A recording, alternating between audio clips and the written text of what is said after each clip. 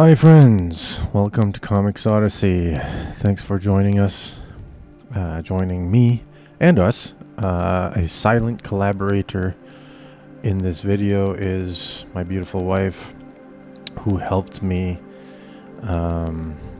make a color palette for Spirit Girl 4. So the idea with Spirit Girl 4 is that I decided that I would use it as an opportunity to learn about coloring, but it's always intimidated me because I've never felt like I was strong at coloring. And so I always preferred to just work in black and white. So I requisitioned the help of my beautiful wife, who is a fine artist. And so she's an expert at color. And we decided that we would use medieval era painting to create a color palette. So you can see I'm sampling colors from the medieval paintings and saving them and gradually building up a palette. And my wife was there to guide me the whole way.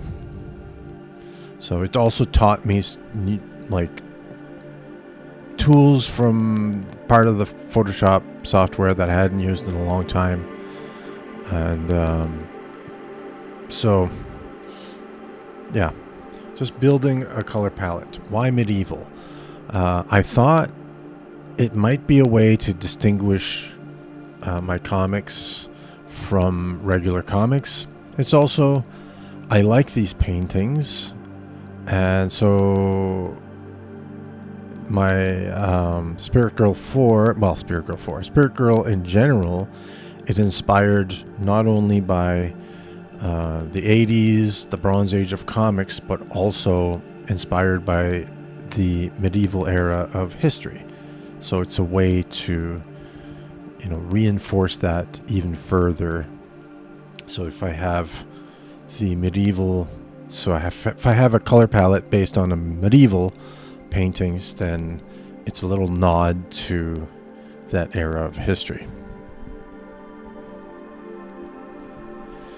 The idea here is to choose a bunch of reds, choose a bunch of blues, grays, greens, yellows, and so forth, so that you have a bunch of each of the sections of the color wheel.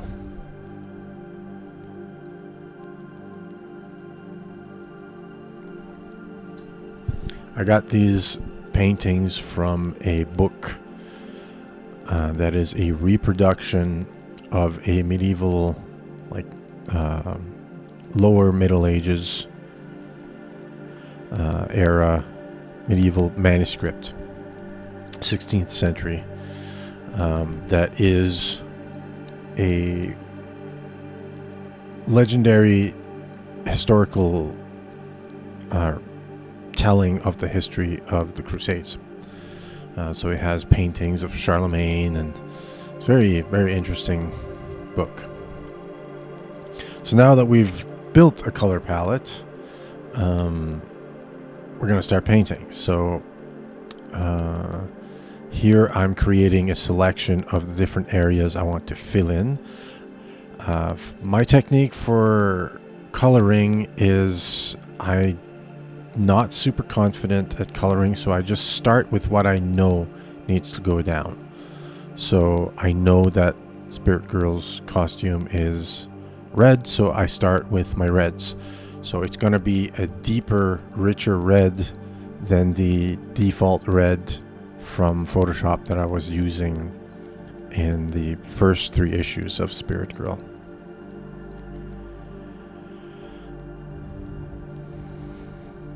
So instead of being a searing red, it's a warmer kind of red. So, and still, I don't have the right language to really describe, what the colors are and stuff, because I'm not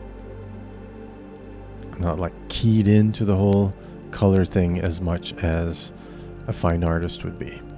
but I know that when I see the difference between the two reds, that I prefer this one. So here her fringe is gold, the not the fringe, but the, what do you call that? The edge of the cape, the trim. You see, I've already put screen tones in there.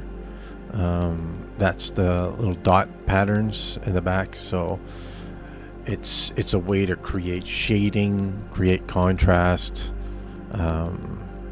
and it's a way to create gray using black dots. So it's the illusion of midtones. Those used to be adhesive sheets with like these dots on them, dot patterns on them, and they would be pasted over top the page, and then you'd cut out what you didn't want. So here I'm simply doing it digitally.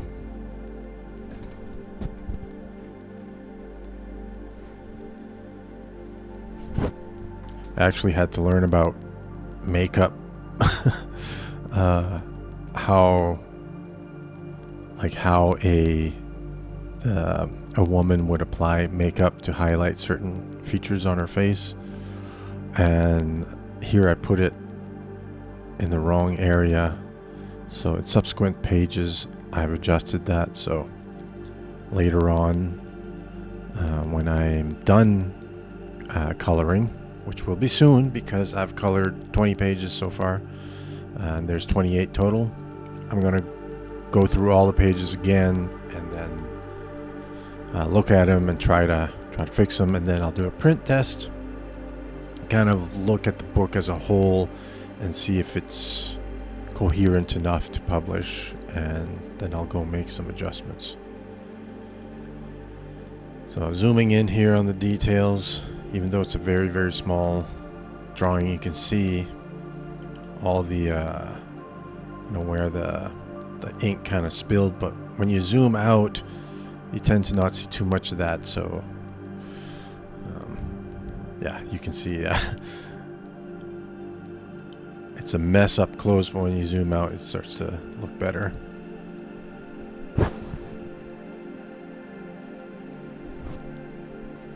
So I've done most of the reds. I'm going into the grays here.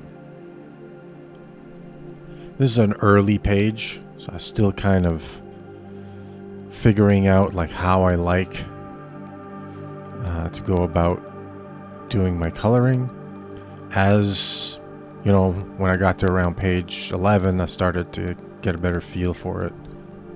It's also the process, you know, what do you use a brush for? What do you use selection tool for? It's a lot to learn.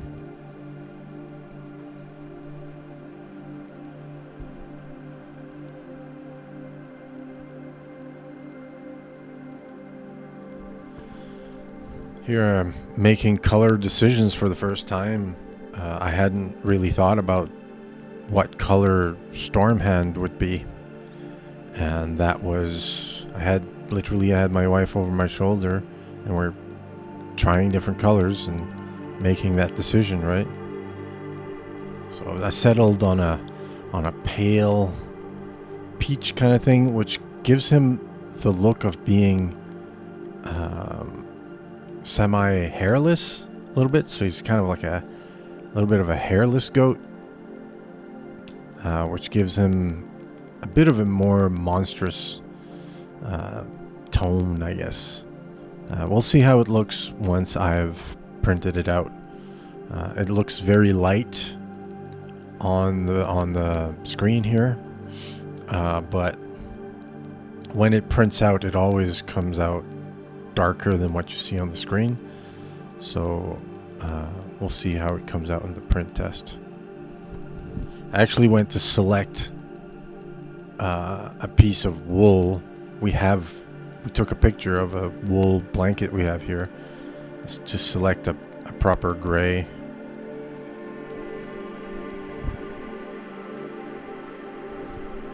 It's hard not to overthink things, you know. So he has a belt is it a leather belt? I went and got a leather texture, but later on in other pages I just made it a dark belt, just so that it would be simple for me. I don't have to constantly import textures in.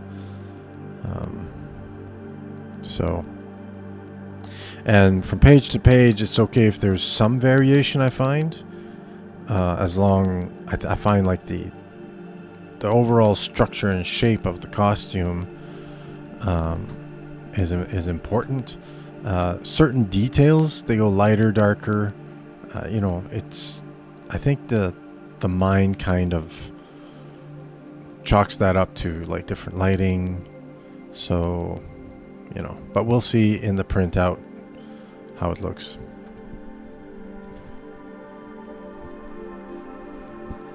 I think this is page, actually this might just be page 2, which I think is the first page I colored. Not sure. You can see I did all the tones ahead of time because I'm more confident doing that than color.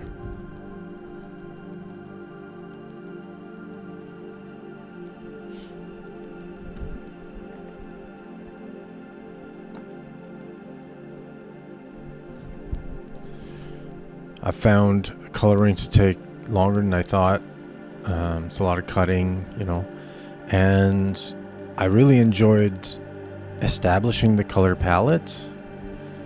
But ultimately, I kind of find coloring boring because it's not a lot of decision making, because the line work's already there, so you got to follow it.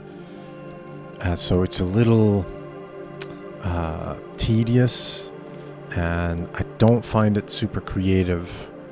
Some parts of it, like when you start to do shading work with color, so you pick your color that the character's supposed to be, and then you choose lighter and darker shades of that color, and then you do shading, and then it becomes kind of interesting.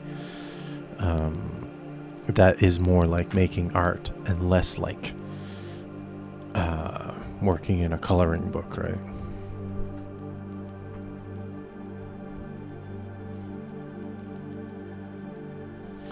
So that's it. Thanks for watching my little video about coloring, and stay tuned. Make sure you're subscribed. Spirit Girl 4 going to be dropping soon. See you in the next one. God bless.